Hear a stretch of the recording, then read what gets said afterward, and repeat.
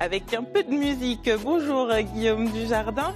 Alors ce n'est pas la première fois que le festival sort de ses frontières. S'étendre comme ça, c'est très bien, mais est-ce que c'est facile de trouver des endroits ?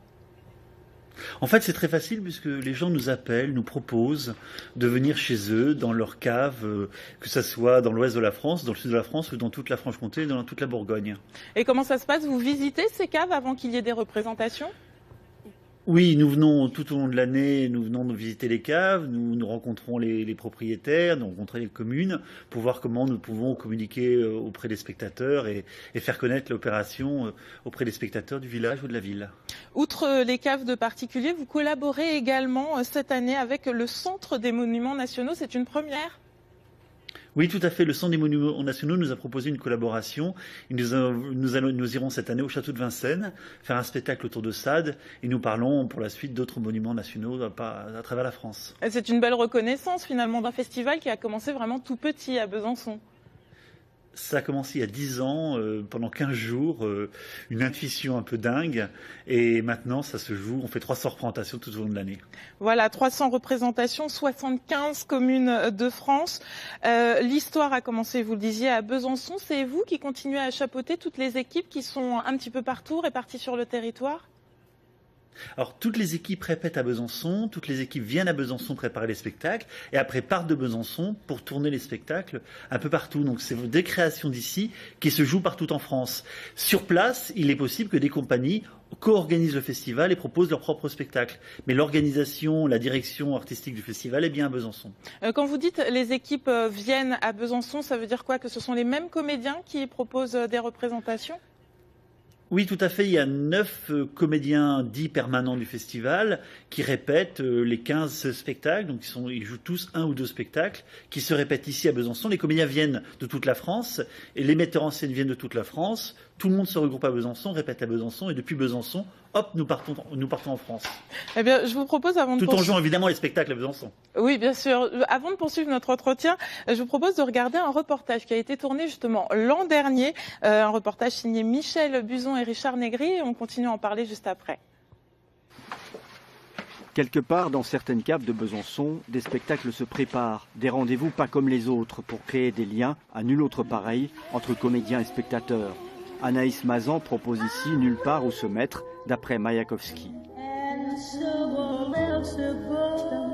Ce qui est très très jouissif pour les comédiens, c'est qu'on peut se permettre de raconter des choses, de parler très bas, d'avoir un rapport qui est unique parce qu'il n'y a pas de différence entre la salle, un public énorme et une scène très loin et deux mondes complètement opposés. Maintenant, lui et deux autres attaquent des claquettes endiablées. Des plâtras se sont écroulés à l'étage inférieur. Autre cave, autre projet, Anne Montfort et Marie Kreiner viennent d'arriver pour mettre en place leur création Black House, inspirée de figures comme Rosa Luxembourg et les Pussy Riot. La cave, ça peut être l'enfermement, puis ça peut être aussi le lieu où on se réunit pour préparer des trucs. Ça peut être aussi un lieu secret, ça peut être un lieu où on se cache. Enfin, voilà. Donc du coup, on a vraiment travaillé aussi avec la cave, vraiment comme partenaire. Moi, je sais que quand je me retrouve en tant que spectatrice vraiment très très proche des acteurs, c'est un privilège. L'humour, la bouffonnerie, l'irrévérence sont des quêtes de la vérité. C'est un espace où les comédiens ou les metteurs en scène peuvent proposer tout ce qu'ils veulent et on fait confiance aux spectateurs pour partager avec nous ces risques-là de la création. Pour les spectateurs, les rendez-vous sont tenus secrets jusqu'à la dernière minute. Ce partage matiné de découverte de mystères n'en est que plus précieux. Hier soir, ils ont assisté à Ce quelque chose qui est là, autour de Tchernobyl, mise en scène Chantal Morel. Oui, ça, donc c'était l'an dernier. Les comédiens que l'on a vus dans le reportage se produisent donc également cette année. Oui, tout à fait. Tout à fait. Anaïs, ce soir avec Anaïs, nous sommes à Champagné, par exemple, en Haute-Saône. Et pourquoi avoir pris le parti pris justement de faire de la création uniquement ? Parce que pour comprendre bien, pour que les comédiens comprennent bien le concept des caves, il faut y répéter. L'avantage des créations, c'est que nous préparons des spectacles spécifiquement pour les caves. Ce ne sont pas des spectacles préparés dans des théâtres qui vont s'adapter dans les caves, mais ils sont bien créés pour les caves.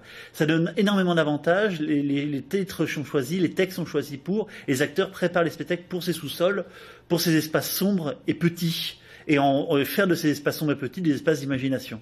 Oui, mais les caves, j'allais dire, se ressemblent, mais elles sont tout de même différentes entre les voûtées, les beaucoup plus... Oui.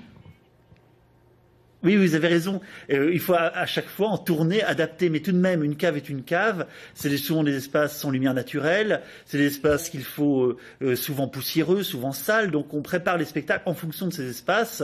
Et après, évidemment, on les adapte. Mais une cave reste tout de même une cave partout en France. Par rapport aux créations, ce sont quand même parfois des textes un peu costauds, pas faciles. C'est un public averti qui vient ? Non, pas du tout. Il y a de toute nature de spectacles, des spectacles musicaux, des spectacles un peu plus drôles, des spectacles plus compliqués.